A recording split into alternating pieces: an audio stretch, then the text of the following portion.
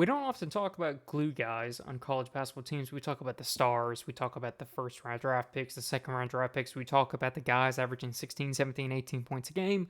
But oftentimes the glue guys are the ones that are actually the cog in the machine that make these college basketball teams so successful. So today we're going to start a two-part series discussing the top 20 mid-major glue guys to watch in 2024-2025.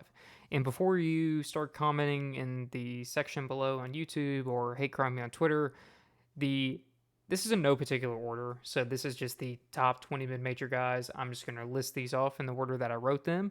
And again, there's no particular order. There's no number 1 through 20. This is just 20 guys who all are key contributors on their teams that are specifically looking like teams to watch in the NCAA that could make the NCAA tournament this year or should make the NCAA tournament this year, or just teams in general that are setting themselves up for success.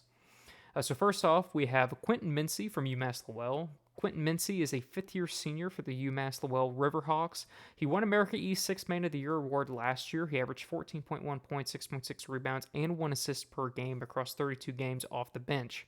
He's a 6'6 wing and is returning for his final season in Massachusetts, where he will once again be a crucial piece for this Riverhawks team that is looking to combat with Vermont for the top spot in that conference. Next up, we have Luke Barrett from St. Mary's. Luke Barrett's been getting a lot of buzz early on in the season. John Rothstein was talking about him as well after he visited our practices. He's a 6'6 fifth-year senior, another fifth-year senior here, that averaged 5.5 points, 3.5 rebounds across 34 games last season. He shot an impressive 47.4% off the floor. The key piece here, though, is his offensive board average. So he averaged an impressive 1.7 per game. So that's 3.5 if you take that on a 36-minute average. Pretty impressive stuff for a guy coming off the bench here. His road and away stats were also a big piece for the Gales last season. He averaged 7.3 points and 3.8 rebounds on the road across 12 games. St. Mary's is going to be a deep team again this year, and Luke Barrett's going to be one of these guys that's just holding down the fort as a true glue man for the Gales this season. Coming in next, we have Joe Anderson from Lipscomb. So if you read our offseason review on Substack about the Lipscomb Bisons, you already know that we're big fans of this guy. He is a 6-foot, fifth-year senior. Again, another fifth-year senior here. But he averaged 8.4 points, 2.9 rebounds, 4.4 assists, and 1.9 steals per game last season for the Bisons. He was used as a starter, but nevertheless, he's still a glue guy for the Bisons. He'll fill the stat sheets across any game that you put him in. He provides both an impact on the offensive and defensive end. And on the paper, although the preseason polls are going to disagree with me, the Bisons, in my opinion, are the team to beat in the ASUN. And I think Anderson having a strong season this year is going to help the Bisons elevate that to another level and try to win that championship this season. Next up, we have KN Cheeks from Dayton. He's another fifth-year senior on this list. He enters his final season with the Dayton Flyers. He's a 6'3 senior. He averaged 8.1 points, 4.7 rebounds, 2 assists, and 1.2 steals across 33 games last season. Flyers were 91 in games where Cheeks scored double-digit points, so he's a really big key contributor on this team, although he was not the top-notch guy on the team last season. So despite his size, he's really strong in rebounds. He nabbed double-digit rebounds 4 times, and he racked up 4 steals in 3 games. So he's really kind of just a true do-it-all type player that really makes a difference on the court, and he really leaves his heart out there as well.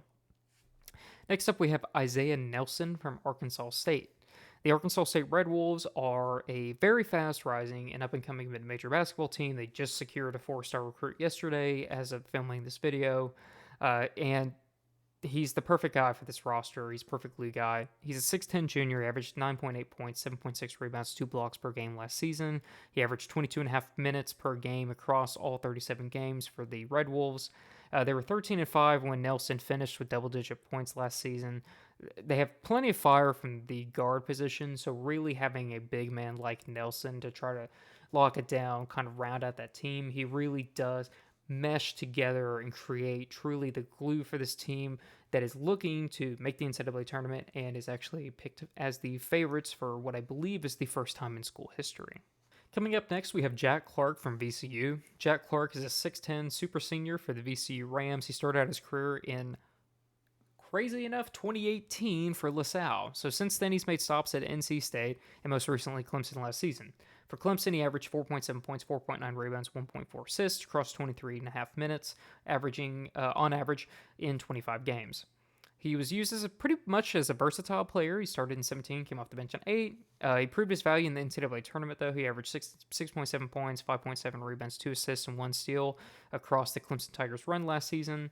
He's not going to light it up offensively for you, but he's tremendous on the glass. The Tigers had a record of 6-2 and have required to finish with 7 or more rebounds, so he's going to really be a key piece to this Rams team that's picked first in the A10 this season, is really arguably the team to beat, even over Dayton, according to the preseason polls at least. Next up, we have Trey Benham on High Point. The High Point Panthers are really poised to kind of run the Big South this year. They're looking to reach the NCAA tournament for the first time in program history, and arguably they're the team to beat. He started in all 36 games last season, but he filled in really more of a do-it-all type role. He averaged 8 points, 4.6 rebounds per game. They were 12-2 whenever he finished with double-digit points, and as a 6'4 senior, he's going to be another key glue guy for this Panthers team that's really looking for some success this season. Next up, we have Brian Celebang on McNeese. McNeese is obviously one of the top mid-majors in the country this year underneath Will Wade. They were great last year, and they got even better in the transfer portal this year, and this was one of the guys they picked up here. McNeese was one of America's underdogs, but it did end in the heartbreak last season, so picking up a glue guy like this is going to be a really big contributing piece to whether or not Will Wade and the Cowboys have success again this season.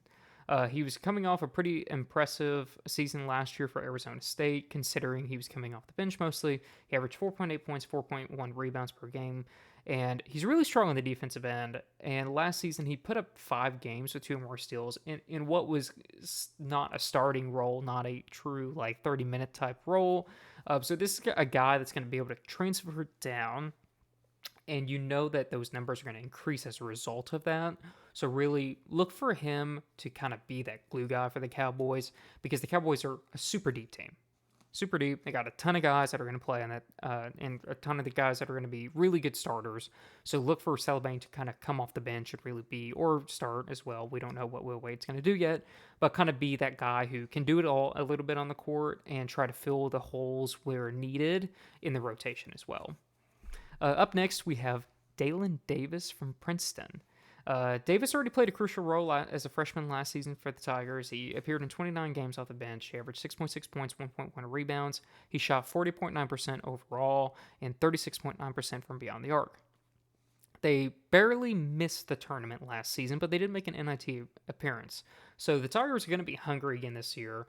Yale's going to be decent again. So the Tigers are going to need a guy who can try to help pick up the pieces whenever the rotation needs some additional minutes.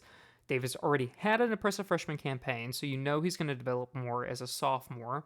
So they're going to be looking to re-enter the tournament this year. Davis is going to be a key glue guy for them. Coming up next, if you recently read our article on Bradley, you probably already know a little bit about this guy, and Bradley Braves fans already know about him because, well, he was a former Brave, he transferred, and is now back. So Zeke Montgomery is actually returning to the Bradley Braves after a 1-year stint in Rhode Island. Last year for Rhode Island, he averaged 9.6 points, 4.1 rebounds, and 1.5 assists across 31 games. He started in 15 of those. This Bradley Braves team is deep. We picked them as our preseason favorite. They were picked in the NBC polls as the preseason favorite. So they're going to be a very good team, and a lot of that's going to come to Zeke Montgomery's kind of versatility that he can provide as a true glue man for this team. They have guards, they have a big man, so now kind of having someone like Montgomery to come in and kind of be that do-it-all, he's got the offensive ability, he can rack up the boards as well, so he's going to be an important piece of the puzzle for this Braves team that's going to try to make the NCAA tournament, and arguably should make the NCAA tournament out of the Missouri Valley Conference.